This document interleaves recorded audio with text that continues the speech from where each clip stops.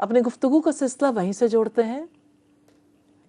محاسبے کے بغیر آپ محمد صلی اللہ علیہ وسلم کی سنت کی اتباع بھی نہیں کر سکتے۔ محاسبے کے بغیر آپ اپنے اخلاق کی طرف توجہ بھی نہیں کر سکتے۔ محاسبے کے بغیر آپ حقوق کی ادائیگی کی فکر بھی نہیں کر سکتے۔ محاسبے کے بغیر آپ اپنے فرائض کو بھی کما حقہ ادا نہیں کر سکتے۔ تو جو اپنا حساب کتاب نہیں کرتا وہ اللہ کا پیغام قبول بھی نہیں کر سکتا، اس کو پہنچا بھی نہیں سکتا۔ وہ نہ اپنی اصلاح کی فکر کر سکتا ہے، نہ معاشرے کی اصلاح کی فکر کر سکتا ہے۔ جو اجتماعی ذمہ داریاں اس پر عائد ہوتی ہیں وہ ان ذمہ داریوں کو بھی پورا نہیں کر سکتا۔ اس لیے رب العزت نے حکم دیا وَلْتَنْظُرْ نَفْسٌ مَا قَدَّمَتْ لِغَدٍ۔ ہر شخص پر لازم ہے وہ یہ دیکھے کہ اس نے آنے والے کل کے لیے کیا سامان کیا ہے۔ تو عمل کے بارے میں متقی تو کانشیس ہوتا ہے، لیکن یہ کانشیسنس، یہ تقوی آتا کہاں سے ہے؟ انسان کانشیس کیسے ہوتا ہے؟ متقی کیسے بنتا ہے؟ کیسے اس کے اندر ہر وقت لو لگی رہتی ہے؟ حساب کتاب سے۔ کل جب حساب کتاب ہوگا اس وقت کافر بھی کہہ اٹھے گا یا لیتنی کنت ترابا، اے کاش کہ میں مٹی ہوتا، مجھے موت آ جاتی، میری پہلی موت ہی میرے لیے کافی ہو جاتی، اے کاش کہ میرا وجود ہی نہ ہوتا۔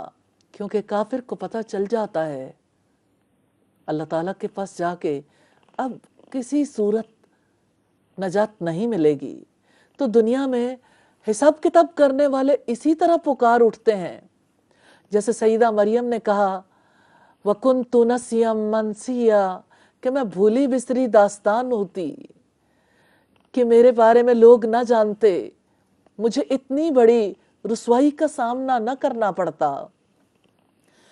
یہ الفاظ سیدہ عائشہ نے بھی کہے تھے اس ڈر سے کہ آخرت میں کیسے حساب کتاب دوں گی، اور فرماتی تھیں کاش میں ایک درخت ہوتی کہ میں اللہ تعالیٰ کی تسبیح کرتی رہتی اور آخرت کا کوئی مطالبہ مجھ سے نہ ہوتا، کاش میں مٹی کا ڈھیلا ہوتی، کاش میں پیدا ہی نہ ہوئی ہوتی۔ وہ سوچتی تھیں کہ میں نہ ہوتی تو اچھا تھا۔ اور سیدنا ابو بکر رضی اللہ تعالیٰ عنہ کی کیا کیفیت تھی، کبھی اپنے لیے خود گڑھا کھود کر اس میں لٹا کر دیکھتے، پرندوں کو حسرت سے دیکھتے اور کہتے تھے کاش میں ایک پرندہ ہوتا، میں بھی چرتا چگتا جیسے پرندے چرتے چگتے ہیں، اور مجھ سے حساب کتاب نہ لیا جاتا۔ جیسے آج کل لوگ سوچتے ہیں، اسی فلسفی پر بیلیو کرتے ہیں، کھا لے پی لے جی لے، تو اس وجہ سے کہ انہیں حساب کتاب کا یقین نہیں ہے، اور حساب کتاب کے بارے میں شک میں بھی تو ڈالنا چاہتے ہیں دشمن، انسانوں میں سے بھی جنوں میں سے بھی۔ سیدنا ابو بکر صدیق کہتے تھے کاش میں ایک پرندہ ہوتا، میں چرتا چگتا اور مجھ سے حساب کتاب نہ لیا جاتا۔ سیدنا عمر حساب کتاب کے خوف سے اتنا روتے تھے کہ آنکھوں سے نکلنے والے آنسوؤں سے چہرے پر سیاہ لائنیں بن گئی تھیں۔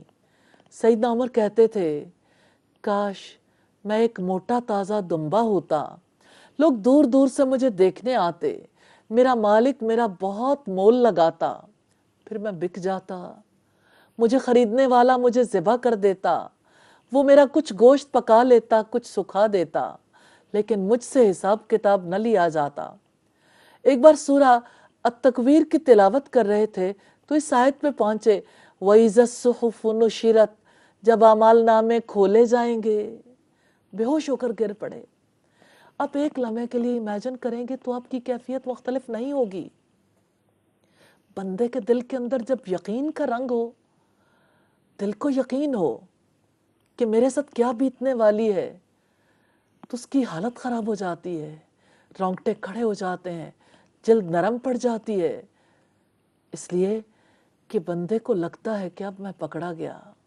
تو سیدنا عمر بے ہوش ہو گئے تھے، اور کئی دن تک ایسی حالت رہی کہ لوگ دور دور سے عیادت کرنے آتے تھے۔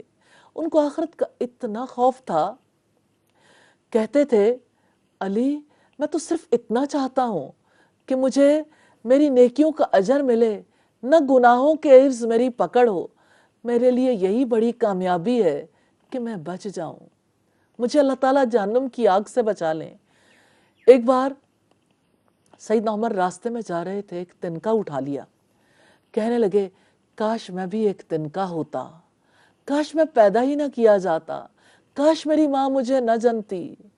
محاسبہ انسان کو کیسی کیفیت میں پہنچا دیتا ہے، یہ ایک حقیقی کیفیت ہے۔ کامیاب انسانوں کے لیے یہ کیفیت بہت بڑی دولت ہے، یہ کیفیت محاسبے کی وجہ سے پیدا ہوتی ہے۔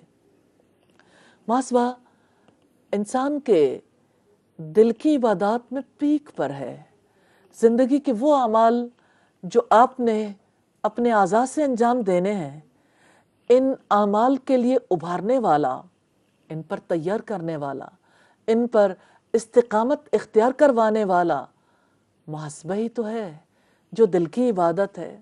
محاسبے کے بغیر نمازیں درست نہیں رہ سکتی، اس کے بغیر کوئی 5 وقت کی نماز باجماعت کیسے پڑھ سکتا ہے؟ اس کے بغیر کوئی کیسے ذکر کا عادی ہو سکتا ہے؟ اس کے بغیر کوئی کیسے حلال و حرام کی تمیز کر سکتا ہے؟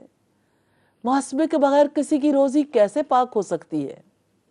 نہ کسی کی زندگی پاک ہو سکتی ہے، نہ کسی کی نظر پاک ہو سکتی ہے، نہ کسی کی سماعت پاک ہو سکتی ہے، نہ کسی کی زبان پاک ہو سکتی ہے، نہ کسی کے تعلقات پاک ہو سکتے ہیں۔ پاک زندگی گزارنا چاہتے ہیں تو آئیں اپنا حساب کتاب کر لیں، اس سے پہلے کہ آپ کا حساب کتاب کیا جائے۔ حشر کے میدان میں حساب کتاب کے وقت لوگ بھی پکار اٹھیں گے جنہوں نے کبھی زندگی میں حساب کتاب پر یقین نہیں رکھا تھا۔ ما اغنی عنی مالیہ، میرا مال میرے کسی کام نہ آیا، ہلک عنی سلطانیہ، میرا سارا اقتدار جاتا رہا۔ یہ سورہ الحاقہ کی آیت نمبر 28 اور 29 ہے۔ تو اپنے آپ کو ایک لمحے کے لیے امیجن کیجئے گا حشر کے میدان میں کہ اللہ تعالیٰ حساب کتاب لینے لگے ہیں۔ کس کس چیز کا حساب کتاب دیں گے؟ پانی کے اس قطرے کا جو قطرہ ہم سے ضائع ہو جاتا ہے، کس چیز کا حساب دیں گے؟ ضائع ہونے والی چیزوں کا یا ان نعمتوں کا جو رب نے ہم پر تمام کی ہیں؟ ہم حساب کتاب دینے کی پوزیشن میں کب ہیں؟ کب سوچتے ہیں کہ ہم نے حساب کتاب دینا ہے؟ رب العزت نے خوشخبری دی ہے محاسبہ کرنے والوں کو، وَلِمَنْ خَافَ مَقَامَ رَبِّهِ جَنَّتَانِ، جو اپنے رب کے آگے کھڑا ہونے سے ڈر گیا اس کے لیے 2 باغ ہیں۔ ہم گفتگو کا سلسلہ جاری رکھیں گے چھوٹی سی بریک کے بعد۔